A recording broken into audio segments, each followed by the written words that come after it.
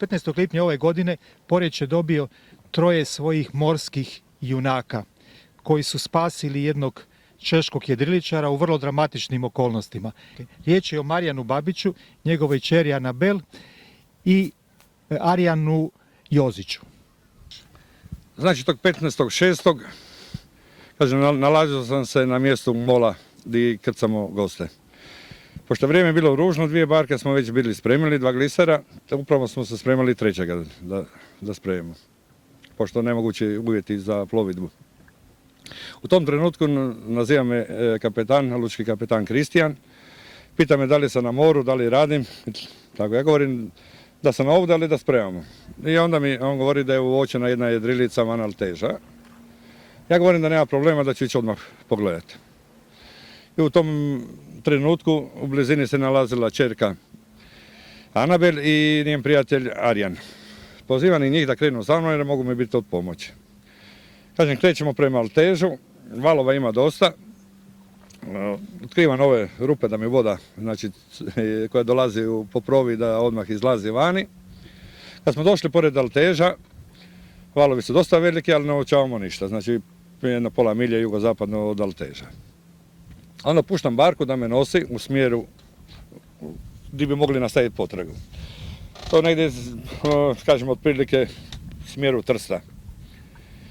Tada krećemo u tom smjeru i onda, pošto više nemam valove po provi, stavljam Arijana na desnu stranu, kćerku Anabel na lijevu stranu. I kažem da svako prati pozorno svoju stranu i na bilo šta da me upozore ako nešto primijete.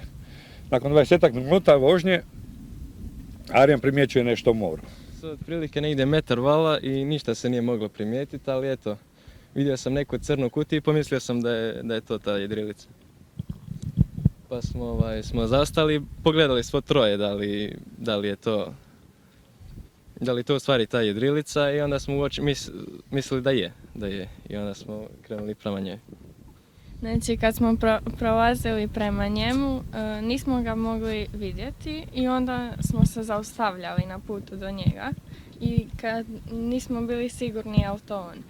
I kad smo došli do tamo nismo mogli pristati uz njega, valovi su nas nosili i morali smo paziti da ne bi pali na njega i ugasili motore i nismo uspjevali baš, 6-7 puta smo tako pokušavali. I onda je tata i Arijan su ga pokušavali izvlačiti i nisu uspjevali. I ja sam ovdje ostala i počela vrištati jer sam mislila da je motor upaljen. I onda mi je tata rekao da nije i nekako su ga uspjeli izvući. Nakon dugo vremena, nekih 5 minuta su ga izvlačili i Arijan je držao tatu za noge, tata je skoro pao u vodu. Pa eto, znači nakon 5-6 pokušaja što smo pokušavali baciti konop, taj 7. put smo na kraju i uspjeli. I Anabel je bacala konop, nekako smo ga uspjeli dovući do krme, ali čovjek je baš bio bez snage i bio iscrpljen nakon toliko vremena na moru. I onda smo ga počeli izvlačiti.